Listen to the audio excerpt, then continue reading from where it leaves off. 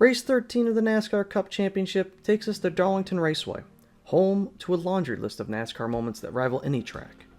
Coming to this race, we had the closest finish in NASCAR Cup Series history, breaking the record set here in 2003 by Kurt Busch and Ricky Craven. It was won by Kyle Larson, the points leader coming into today's event.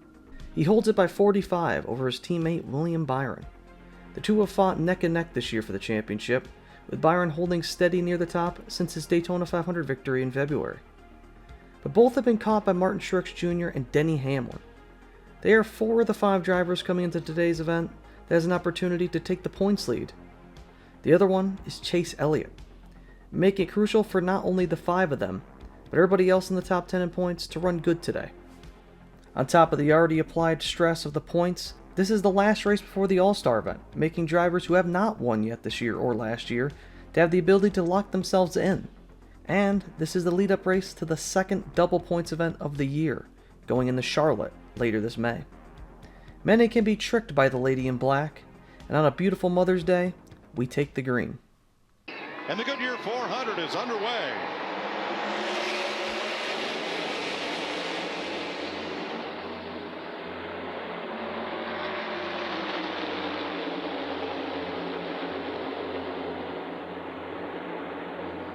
The first 10 laps run relatively routine. Ross Chastain has some issues, but quickly recovers, holding on to the top 15. Reddick has established a healthy 1.5 second lead over Keselowski. His running order at the front remains the same as it was at the beginning of the race. Points leader Kyle Larson runs in 4th, as his main championship rival WIlliam Byron begins to feel pressure from Bubba Wallace. Approaching lap 20, Reddick's lead starts to dissolve as Keselowski and Gibbs begin to march up on the 45 car. The lead slips under a second, and counteracting the doubts from crew chief Matt McCall, who thought his 6 car would be horrid on long runs. Whilst Reddick seems to be making a bid to leap high into the championship standings today, Elliott is doing the opposite, running 29th on lap 22. He's only made up 2 spots from the start, just passing Ryan Preece. And at the front, Brad inches closer, now under half a second of the 45. The top 4 are all within 2 seconds now, and Reddick is fighting a loose car, beginning the game of aero blocking on the 6. Larson now chops under 1.5 seconds from 4th, and Brad can't get any closer by lap 30. He begins to feel the heat from Ty Gibbs, and Larson is now the fastest car on track. He fires by Gibbs for 3rd, and soon approaches lap traffic with Keselowski and Reddick. Brad begins his attack as pit stops begin on lap 35. Hamlin is the first of the top 10 to pit, and Larson tries Brad through 2.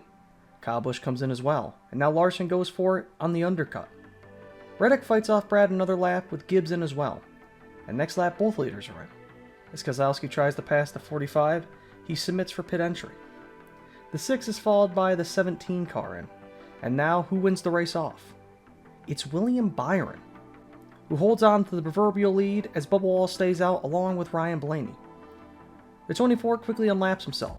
The 23 car is hoping for a yellow. He doesn't get one as he comes in on lap 44. Ryan Blaney stays out another couple more laps, but he comes in on lap 46. The new leader of the race becomes Ty Gibbs. He flew past the 24 in lap traffic, and now the 21-year-old sensation leads at the Lady in Black. It prevents Byron from grabbing those hollowed 5 bonus points for a lap led, and now Larson starts bearing down his rival teammate as well. Reddick by far after the first stops is the biggest loser.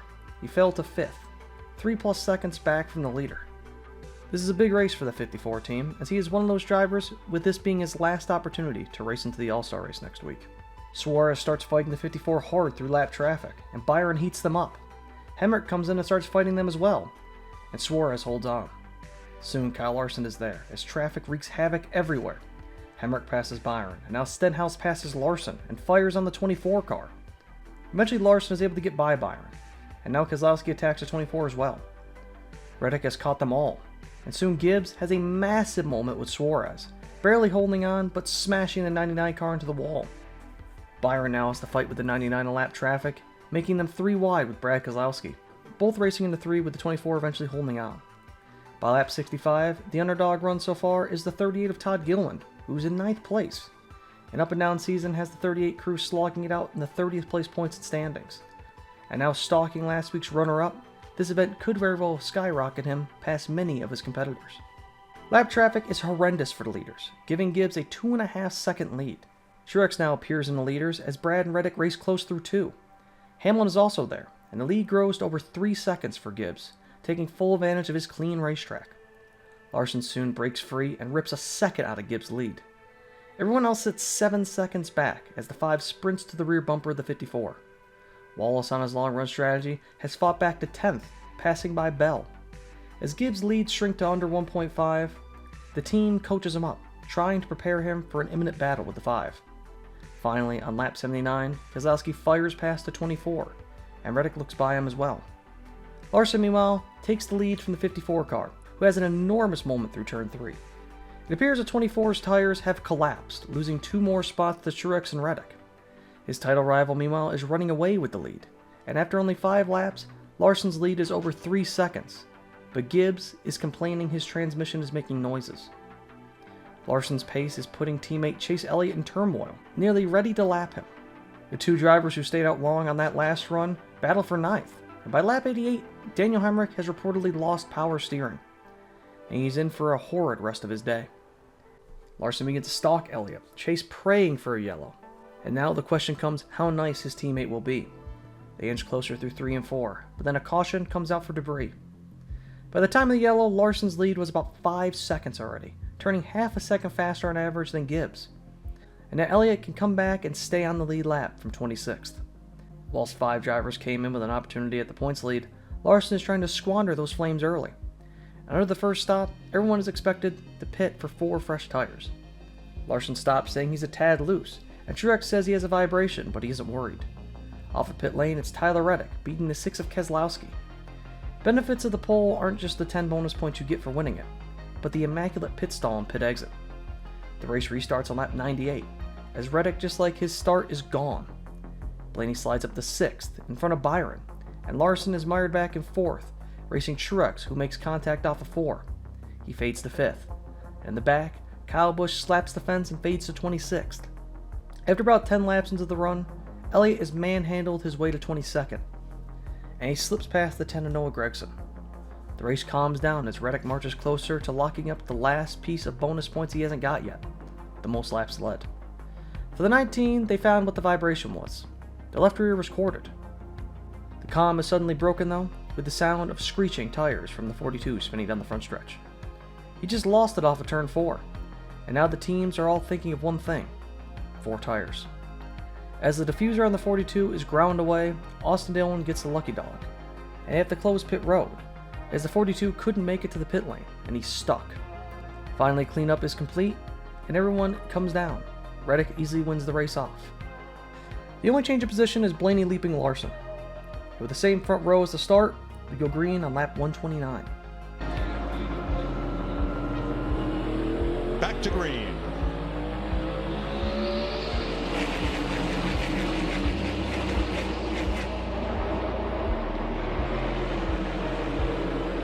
Three wide for third. Yes, sir. Here comes William Byron on that inside. They squeeze him.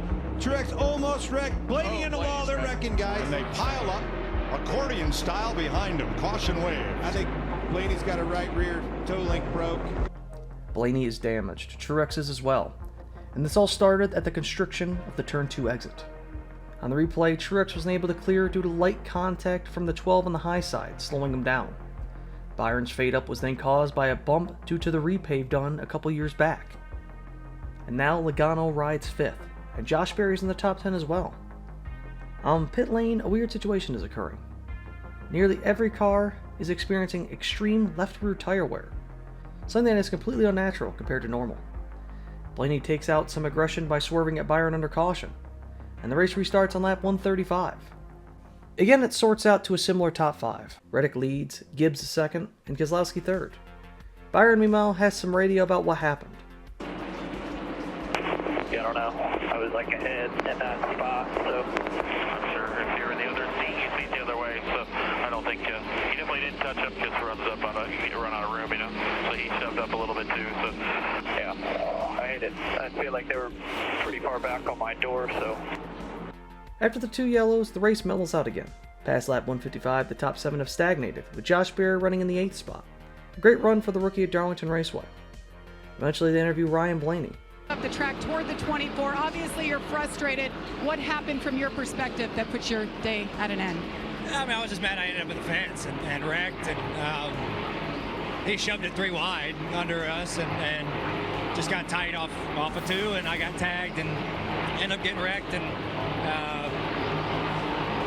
so yeah, just he used up a little more racetrack than I thought, so I kind of have every right to be mad. So, and he gets away scot-free. So The caution is out on lap 164. The 71's front is smashed, and he's not moving from his spot. Many prepare to take 4 tires, and Harrison Burton gets the lucky dog. They push the 71 back down pit lane, and everyone comes down. The top 3 hold, as Logano gains 2 spots and Larson falls to 6th. With the yellows, Reddick has marched closer to getting the bonus points for most laps led, having 110 plus laps led in general. He nearly lost that lead though, from a caught air hose. But luckily, front tire changer Houston Stamper was able to react quickly and save the 45's lead. With Ty Gibbs alongside of him now, they restart in lap 170, and Keselowski is the closest he's been. They touch going into 1, and the 45 finally grabs his lead back. The top 2 in points battle for 5th, as teammates race hard just outside the top 10. Truex, now in 23rd, reports that his alternator is failing, and Larson finally gets his championship rival Byron for 5th. The race soon settles in again, as Reddick holds 8/10 over Keselowski. On lap 181, Justin Haley and Todd Gilliland race hard for 13th, both having great underdog runs. On lap 185, the caution is out for debris again, signaling to all teams to come down for 4 more tires. With this yellow, Reddick virtually locks up the 10 additional points for leading the most laps, and he's trying to do something rare, have a max points day. They're all down again, and Gibbs looks to have a slow stop as he comes off. Reddick wins the race off, and Byron is the best gainer. He steps up 3 spots, and the 6 crew is getting closer to beating that 45 car. They'll have another chance on the restart with just under 100 to go, and a hectic opening lap leads to the same 4 as before. Tight racing with Buescher and Bubba leads to the 23 car nicking the wall and getting the spot. Gregson has a crazy moment off of 4. Logano attacks Byron, as Haley has a moment with Bowman getting into him. They settle out as the 17 and 23 race on. Where that last caution came out, many are looking to split this last run into halves, and a few are actually trying to look into splitting it into thirds. Shade begins to set around the track, changing the characteristics of the surface even more. It seems to have made Reddick's car come alive, pulling a full second lead on Keselowski, by far his biggest of the day. Under 7 to go, Kyle Busch pits, working with the undercut, and splitting this last run into thirds. At the front though, it's on. Keselowski has immediately reeled Reddick back in, the car handling going away. He touches him in the 1, and then they race on into turn 3. A little bit. Has to settle back in line here. These guys are racing for position. They're not going to just yield this position to Reddick. He's going to have to earn it. And here comes 6 again on the bottom. 3 wide. Careful. He's going to get it. Hemrick trying to stay on Clear. the tail end of the lead lap in the 31. New leader, Brad Keselowski, for the 2nd time today. The 3 wide move finally gets a 6th to lead, and Bell comes down now, as well as trying 2 stops. Chastain and Elliott follow him in as well, and Busch is leading this attempt, running 21st at the time of his first stop. Truex tries it as well, and now Buescher comes in with 64 left. As the field diversifies, Gibbs now pits the next lap. Brad, regardless of strategy, is trying to sprint away from the 45, and Reddick is in horrid lap traffic. He reports he has no rear grip.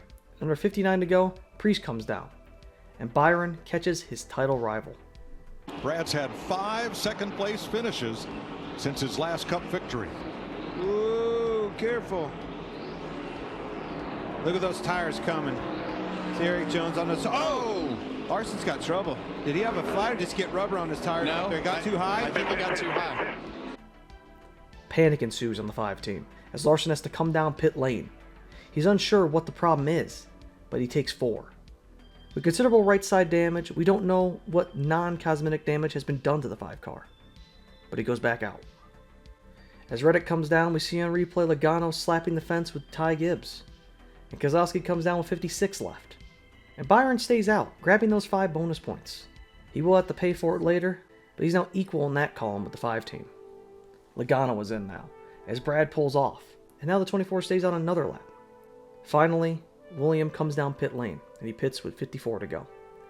For many, this is their last stops of the day, and whilst others still have one more to go, Hamlin is in with Byron, and Carson Hocevar leads the race. Keselowski passes Gibbs for the proverbial lead, Ty getting it for a short period of time with an 8-lap undercut, but lap traffic checks Brad up as Gibbs goes back on him for a second. Reddick catches them as well, and Hocevar leads until he is passed by the 6th team, and now the question of tire wear headlines the run home. In the back half of the top 10, Byron soon starts turning some of the fastest laps in the race. He moves up to the top 6, turning lap times 5 to 6 tenths faster than the leader. As he chases down Larson quickly for 5th, Gibbs plummets from the lead.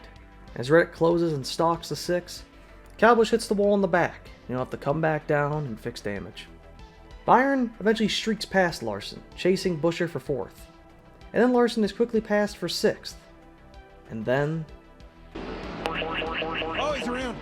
Left rear. Larson in the wall. Left rear went off the bead. Flat tire. And that will bring out a caution at lap 254. Get it fired up and get stuck. It brought right back in here. Leaders just middle 1 and 2. The championship leader is crashed, and now the points lead is up for anyone to grab again. With one blown tire, the race is aflame as well. Larson is done. The left front toe link is broken. And with the championship leader being crashed, the 19 who was also heavily damaged before, and the 9 having a horrid run, puts WIlliam Byron in a great position to come out of this with a points lead once again. Hamlin is also able to probably move himself up to at least 3rd after today. All they both need to do is complete this run home. It also opens up the opportunity for drivers like Reddick and Ty Gibbs to actually chase down the points leaders as well, and put themselves in a great opportunity to pass them in the championship standings. Before we can get ahead of ourselves, we have pit stops. Tyler Reddick gets Brad off the pit lane, and now we are even. Everyone has the same tires, and everyone is ready for the under 40 lap to go restart. Brings us back to green with Brad Keselowski inside.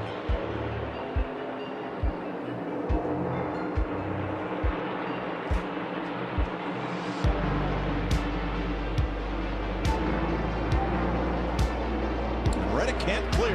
Well, I think Brad knew exactly what he needed to do right there. You see him shove the 45 up the racetrack. I think Brad feels like this is what would have been his best chance to drive by Reddick on the bottom, but definitely saw him fighting for space on the entry to the corner, and here we go again. Side draft off the 45.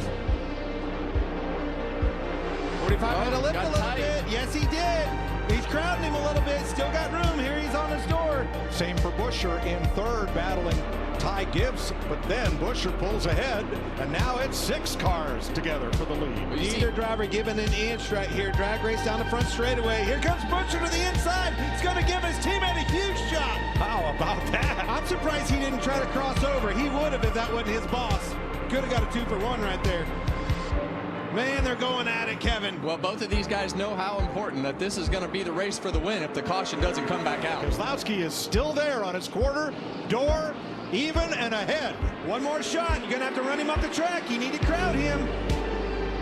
Running out of chances with him up there in that preferred groove. Yeah, and every lap he runs low, it just makes it harder and harder on his tires on the long run. So you see Chris Buescher, he's going to play a part in this if he has the opportunity to help Brad, as we saw, he'll do it again. Fantastic racing, door to door for these guys. I thought Reddick might have rubbed the wall right there, but He's leaning on him. Here comes a crossover for Buescher. Going to pass them both. Way down on the apron. He's clear, guys. Chris Buescher. Chris Buescher has the lead, and he starts running. Reddick regroups from the brawl, and he wants his throne back. It's under 20 to go, and it's half a second, and closing. Reddick has discarded the 6, leaving the numbers game out of question. It's mano-a-mano as Buescher starts breaking the draft. 15 laps left, and Buescher hangs it out. Suddenly, Brad starts closing again, and Reddick has to look at all angles.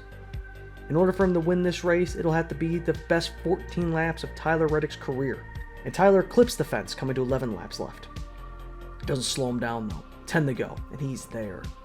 Top 5, that to me is the sign of who has the speed. Keep an eye on this line getting into 1. There he goes. See, there's the difference Kevin's talking about. Buescher to the bottom. Look how he rotates. Buescher has to move up. Now he has to rotate again.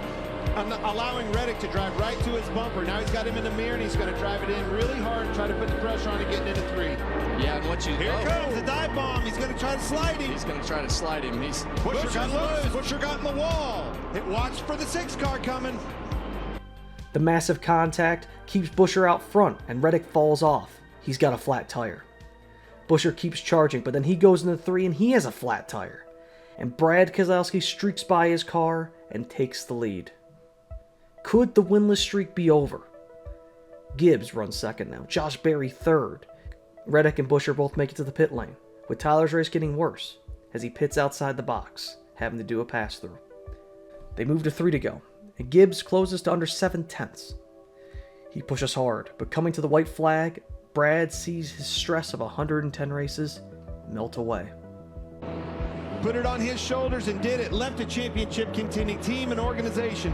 White flag, 1 lap to go, sponsored by Credit One Bank. Well, Brad Keselowski is 4 corners away from getting back into victory lane. He has done a fantastic job. We knew that this was a style of racetrack, and we knew he had a good car yesterday, qualified well, and that put him in position to do exactly what he's done today. RFK, they're here. They're back. Both of those cars were a factor, and it's Brad Keselowski. So happy for this guy. 3 years of trying. Since Talladega, April 21, Brad Keselowski wins the Goodyear 400. The dry spell is over for not only Brad, but Ford as well. As they give Brad the American flag, the exhaust somehow keeps it off the ground, and the Polish victory lap commences. And a scuffle commences. Seed. Hard work pays off. Look at this. Busher mad at Reddick.